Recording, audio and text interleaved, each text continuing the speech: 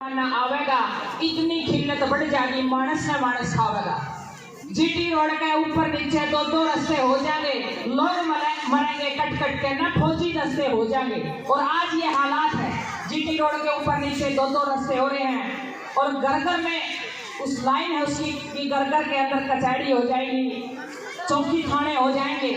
और आज हालात ये समाज के हैं। और मैं ये चाहती हूँ कि हमने बच्चों को सिखाने की जरूरत नहीं है, हमारे बच्चे बहुत जेंटल हैं। आज 21वीं सदी का बच्चा बहुत इंटेलिजेंट है, सीखने की जरूरत है। तो माँ बाप ने सबसे ज्यादा सीखने की जरूरत है ताकि बच्चों को हम अच्छा माहौल दे पाए। कल परसों में एक अखबार में खबर पढ़ रही थी और उस खबर को पढ़ते पढ़ते मेरी रूह कांप गई है। लोग उसको कागज का टुकड़ा मानते होंगे अखबार को, लेकिन कुछ कहानियां ऐसी आ जाती है उस अखबार के अंदर, वो आपको अंदर से हिला देती है। एक माँ बाप 2011 के अंदर शादी होती है, उसके बाद उनके अंदर अनबन हो जाती है, बच्चा हो 1 साल के बाद बच्चा हो जाता है, उसके बाद उनके विचार नहीं मिलते, दोनों अलग अलग रहने लग जाते हैं। और ऐसे करते करते वो बच्चा 11 साल का हो जाता है, तलाक का केस डाल देते हैं। उधर से माँ खींच रही है, उधर से पिता खींच रहा है और वो बच्चा सफर कर रहा है। अंतिम निर्णय ये आता है कोर्ट का कि वे फैसला सुनाया जाएगा, आज माँ बाप दोनों अलग होंगे।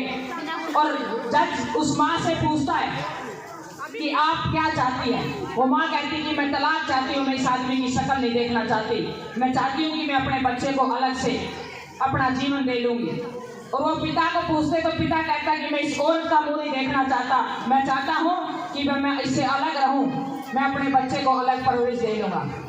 लेकिन जज उन दोनों की सुन के उस बच्चे से पूछता है और वो बच्चा क्या कहता है, वो एक ही बात कहता है कि बेटा आपको क्या चाहिए। बोले मैंने इन दोनों से तलाक चाहिए ताकि मैं अपना अच्छा जीवन जी पाऊं, मुझे ऐसे माता पिता की जरूरत नहीं।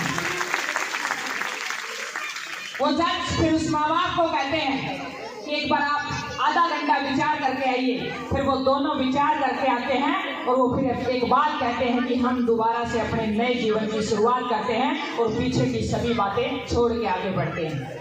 आपको आने वाली पीढ़ी सिखा रही है जीवन कैसे जीना है। हम अपने छोटे छोटे स्वादों के लिए, छोटे छोटे आनंद के लिए जो बातें बहुत सारी छोड़नी होती है। मेरी दादी कहती थी हमेशा, घर में 2 बासन होंगे तो खड़केंगे, आपस में पास रहेंगे तो विचारों का आदान प्रदान रहता है, विचारों की फाइट हो जाती है, कोई बड़ी बात नहीं है। मन भेद नहीं होने चाहिए, विचारों का भेद हो जाए कोई बात नहीं। लेकिन आज मैं ग्राउंड पे देखती हूँ हम बच्चों को पता नहीं क्या बढ़ाने चले हैं। मैं एक ही बात कहती हूँ कि इनको घर में प्यार का समंदर दे दीजिए, ये तो अपने आप प्रेम के फूल बन जाएंगे, अपने आप खूबसूरत बन जाएंगे। दूसरा, बहुत सारी चीजें अनुभव करते हुए ये हुई कि आज मेरा देश किस दिशा में जा रहा है। हम क्या बच्चों को पढ़ा रहे हैं, अच्छी बात है, इंग्लिश पढ़ाइए, अच्छी बात है, और भी बहुत सारी लैंग्वेज है, जरूर सिखाइए आप अपने बच्चों को। लेकिन मैं हिंदुस्तान की बेटी हूँ, इस बात को बड़े स्टेज से गर्व से कहूंगी कि अपने बच्चों को हिंदी जरूर पढ़ाइए, क्योंकि मैं हिंदुस्तान की बेटी हूँ, हमारी मातृभाषा हिंदी है। दादा दादी को हिंदी में बात समझ में आती है, इंग्लिश में बात नहीं समझ में आती। और फिर मैं हरियाणा की बेटी हूँ। अगर हम अपनी मातृभाषा के अंदर, अपनी मातृ बोली के अंदर बात नहीं करेंगे तो तब तक रिश्ते नहीं बढ़ते हैं, भाव से नहीं होते हैं। तो अपने बच्चों को इन लैंग्वेज के उसमें चक्कर में अपने परिवारों से मत दूर कीजिए।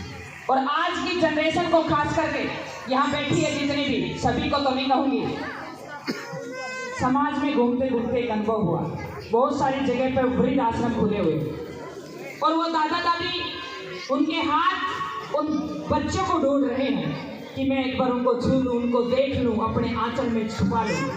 मैं एक बात कहती हूँ, मेरी दादी अनपढ़ थी, लेकिन मेरे को किसी शिक्षण संस्थान में इतना नहीं सिखाया जितना मेरी दादी ने मेरे को सिखा दिया, वो संस्कार दिए जिनकी बदौलत आज मेरा मूल से ब्याज प्यारा होता है। बड़े बुजुर्ग बैठे हैं यहाँ कहते आए, और ये हकीकत है। उम्र बढ़ती है, पड़ाव में ये चीजें समझ में आती हैं। ज्ञान किताबों से मिलता है, अनुभव ठोकरों से मिलता है, और वो बुजुर्गों के पास मिलता है। लेकिन मैं एक बात कहती हूँ, आज मेरे हिंदुस्तान के अंदर वृद्ध आश्रम है, आज हिंदुस्तान के अंदर ऐसी हालात है कि माँ बाप रो रहे हैं कि बच्चे हमारे को पता नहीं रखेंगे या ना रखेंगे। मैं एक बात कहती हूँ कि ऐसी शिक्षा का क्या फायदा जब माँ बाप किसी आश्रम में अपना जीवन काट रहे हो और बच्चे अपने मौज मस्ती से अपना जीवन का आनंद ले रहे हो। तो मैं उस शिक्षा को कोई शिक्षा नहीं मानती।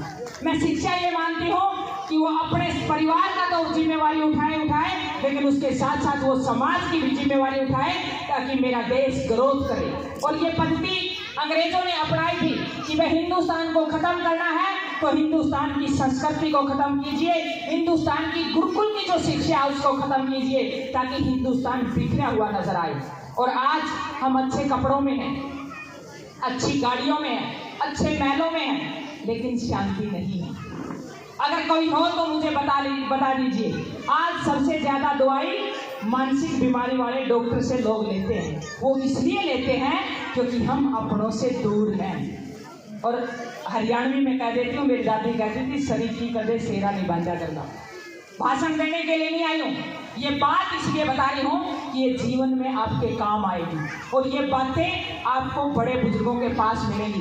कई बच्चे कह देते हैं कि मेरे दादा इंग्लिश नहीं जानते, मेरे दादा आज के बारे में नहीं जानते। मैं उन बच्चों को एक बात कहना चाहती हूँ, आप उस बुजुर्ग व्यक्ति के पास बैठिए, उनके जीवन की संघर्ष की स्टोरी सुनिए। आज जितना हरा भरा ये हरियाणा हम देख रहे हैं ना, आज इतनी बड़ी बड़ी बिल्डिंग, इतने अच्छे रोड, इतनी व्यवस्थाएं, 1966 में हरियाणा बना था।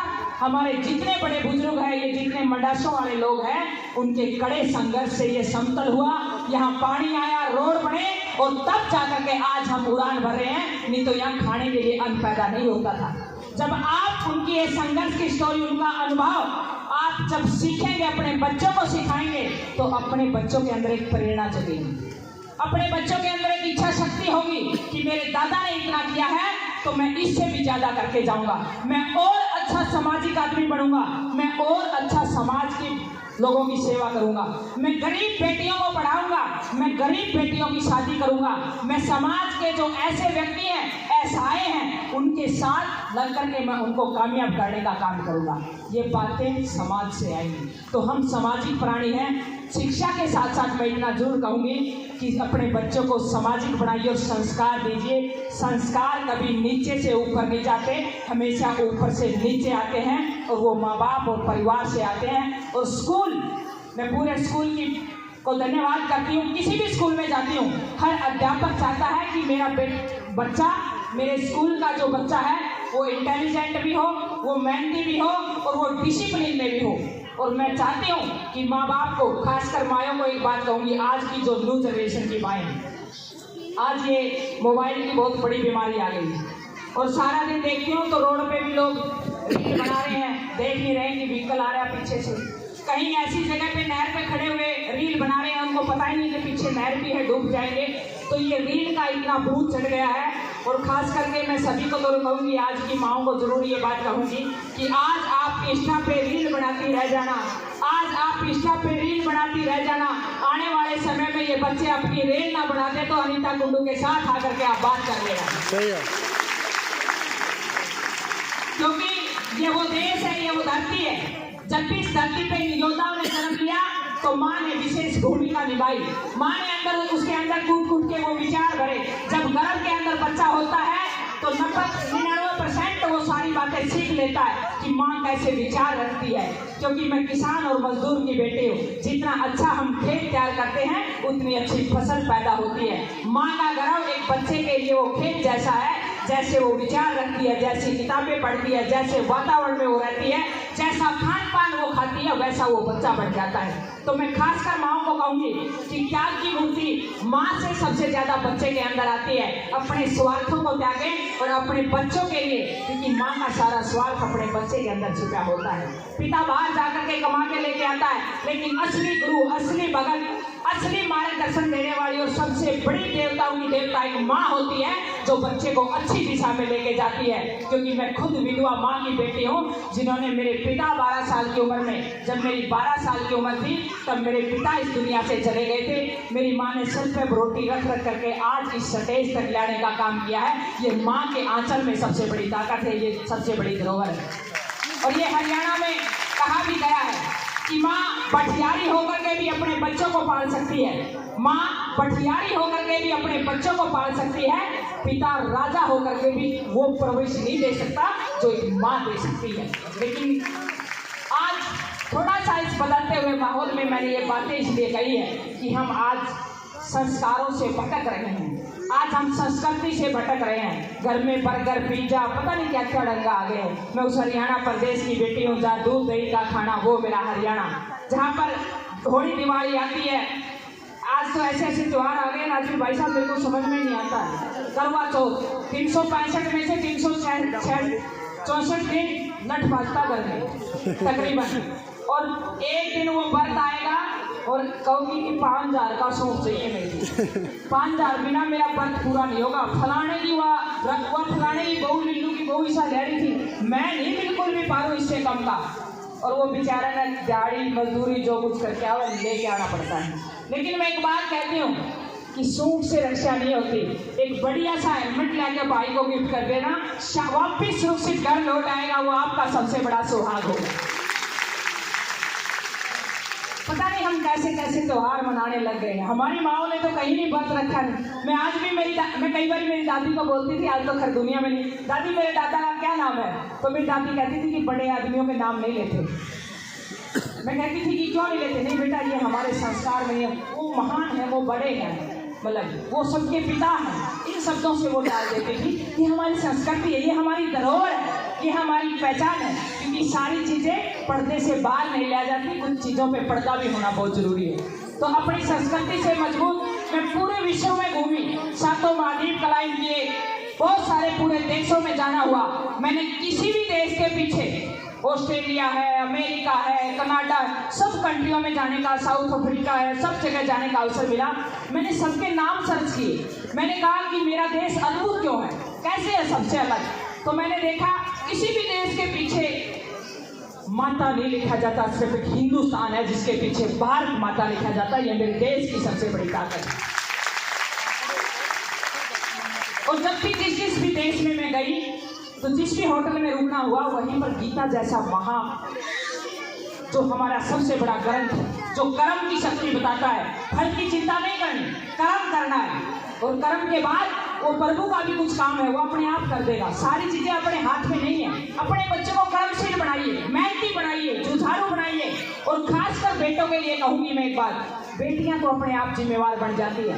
मैं माओ को कहूंगी 5 साल के बाद बेटों को भी धीरे धीरे घर के कामों में लगाइए। वो काम उसको जिम्मेवार बनना सिखा देंगे, वो काम उसको अपनी अहमियत बता देंगे कि मैंने क्या हूँ इस घर का। लेकिन तकरीबन क्या होता है रजनी भाई साहब, जब मैं घूमती हूँ तो खासकर कई ताई मेरा कुर्ता पकड़ लेती है, अनीता बेटा, मैंने क्या था जी ताई दिखे वो दो सामने लड़दू खड़े, माँ दिखे ताई मैंने बोली 2 नौकरी लिया तेरे 2 छोकरी लिया थे। महाताई आज तक आपने क्या सिखाया इससे, बड़ी बड़ी बेचारी बोली बेटा मैंने तो पानी का गिलास नहीं खुआया।